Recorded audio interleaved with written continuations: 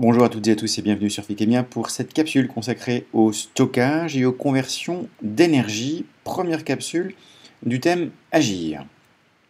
Alors, nous avons vu dans le chapitre précédent qu'il y avait différentes façons de classer les énergies, selon leur forme ou alors en fonction des domaines d'application industrielle ou physique auxquels on les rapporte.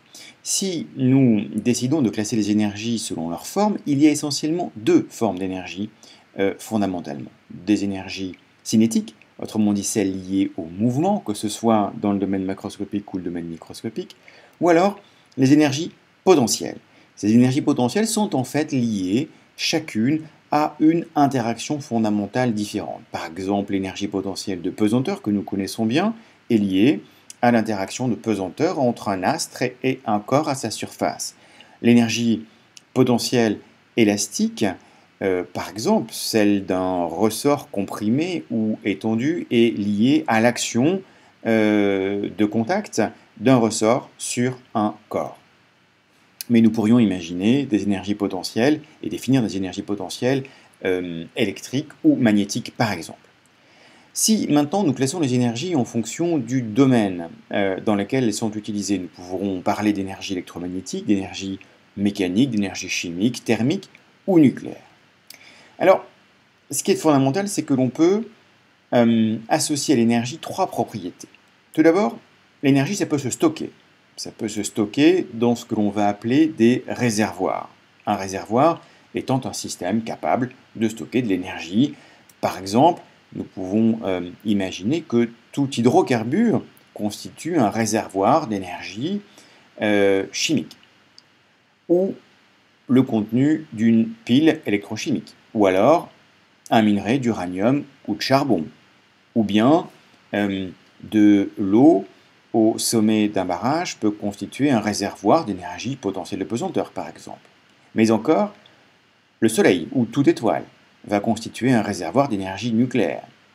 Ou enfin, tous les aliments que nous consommons tous les jours peuvent être vus comme des réservoirs d'énergie chimique. Ensuite, l'énergie, ça se transfère. Ça passe d'un réservoir à l'autre. Et nous pouvons imaginer comme type de transfert un transfert thermique, par convection, par conduction ou par radiation. Un transfert mécanique d'énergie ou un transfert radiatif. Vous êtes devant une cheminée, on peut considérer cette situation comme un transfert d'énergie entre le réservoir morceau de bois et votre corps. L'énergie qui a été transférée l'a été par radiation. Ou alors un transfert électrique. Mais le plus fondamental dans tout ça, dans ces trois propriétés, c'est que l'énergie, ça se conserve. Ça se conserve, autrement dit, qu'entre deux réservoirs, lors du transfert, il y a forcément conservation de l'énergie, entre toutes ces formes. L'énergie ne peut, au final, ni être créée, ni être détruite. Et lorsque l'on dit, par exemple, qu'une centrale électrique produit de l'énergie électrique, elle ne fait que transformer une forme plus primaire d'énergie, par exemple de l'énergie fossile, en une forme secondaire de l'énergie électrique.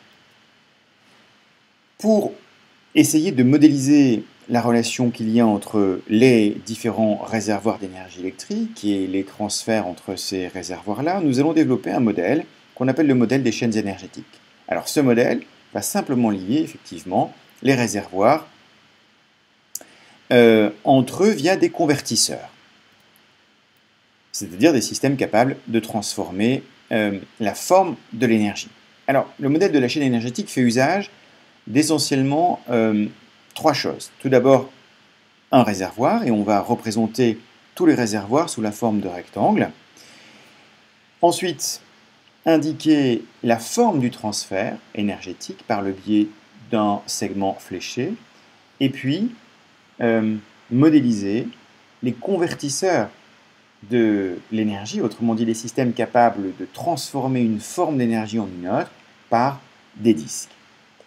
Et typiquement, une chaîne énergétique classique va associer un réservoir de départ à un réservoir d'arrivée via un convertisseur qui va transformer une énergie ou un travail absorbé en énergie ou travail utile. Par exemple, essayons de construire la chaîne énergétique associée au système suivant. Pile, une pile qui fait briller une ampoule. Eh bien, nous pouvons considérer que la pile constitue un réservoir d'énergie, que ce réservoir d'énergie va permettre de générer de l'énergie sous forme électrique, transfert électrique, qui va être envoyé sur l'ampoule, l'ampoule qui va convertir de l'énergie électrique en énergie thermique. Vous savez tous que si vous laissez les doigts sur une ampoule, en tout cas à incandescence, elle va chauffer, mais aussi par rayonnement. Et c'est pour cela qu'on utilise ce type d'ampoule. Elles vont rayonner de l'énergie lumineuse dans le milieu extérieur. Voilà donc comment on peut modéliser cette situation, pile qui fait briller une ampoule. Autre exemple de modélisation, un panneau photovoltaïque connecté à une installation domestique. Comment modéliser cette situation et en produire la chaîne énergétique associée? Eh bien, nous pouvons imaginer que le premier réservoir d'énergie soit ici le Soleil, qui par rayonnement eh bien, va envoyer de l'énergie sur le panneau solaire, qui va se comporter comme un convertisseur et transformer le rayonnement en énergie électrique distribuée dans le réseau domestique. Alors je laisse à votre sagacité le soin de constituer la chaîne énergétique associée au dispositif que vous voyez ici figuré. Nous en parlerons ensemble lors de la séance de classe. Alors maintenant, essayons de distinguer et de revenir, parce que nous en avons déjà parlé, sur les différences qu'il y a entre énergie et puissance. Et reprenons par exemple le dispositif et la chaîne énergétique associée au panneau photovoltaïque. Eh bien, vous le savez, le fait que ce panneau photovoltaïque transfère de l'énergie électrique au réseau domestique peut se faire en un temps plus ou moins long pour une même quantité d'énergie. Eh bien, ce que nous allons appeler la puissance, c'est la variation, le transfert d'énergie réalisé du panneau au réseau domestique par unité de temps.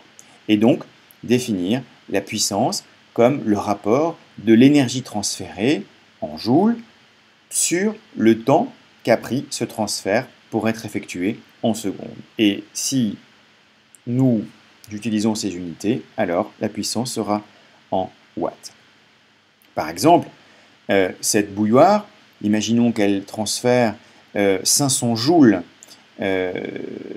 d'énergie électrique en énergie thermique à de l'eau par exemple, en 2,5 secondes, eh bien nous pourrons dire qu'en moyenne, cette bouilloire a transféré une puissance de 2000 watts au système. Maintenant, finissons cette capsule en parlant du rendement de conversion. En effet, au cours d'une conversion d'énergie, il y a malheureusement toujours une perte, une dégradation d'énergie. Alors une perte utile, une perte d'énergie utile, mais évidemment rien n'est perdu si nous considérons l'ensemble global du système.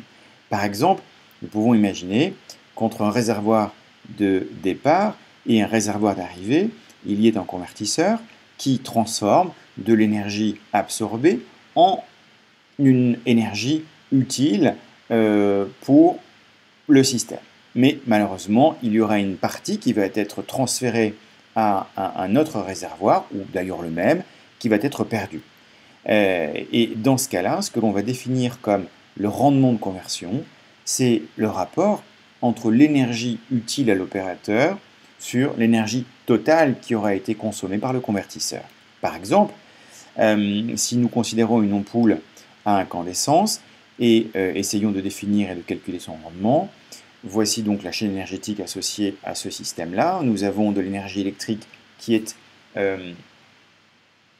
est envoyée à l'ampoule, qui se comporte comme un convertisseur et qui va transformer une partie de l'énergie en énergie lumineuse cédée à l'environnement et une partie qui va partir en énergie thermique qui va être cédée elle aussi à l'environnement. Et donc, nous pouvons, si nous prenons par exemple ces valeurs numériques, 60 joules d'énergie électrique absorbée, si nous considérons que l'énergie lumineuse émise correspond à 3 joules, l'énergie thermique, elle, à 57 joules, ce sont des valeurs typiques, hein, eh bien, nous allons pouvoir calculer que le rendement de cette ampoule à incandescence n'est que de 5%, ce qui est effectivement très faible, en tout cas beaucoup plus faible que les ampoules LED ou les ampoules fluocompactes que l'on préfère utiliser aujourd'hui parce qu'elles ont justement un rendement énergétique bien meilleur. Et vous pouvez d'ailleurs voir dans les magasins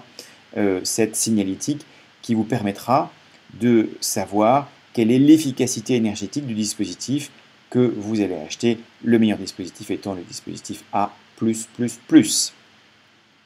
A très bientôt sur Ficamia.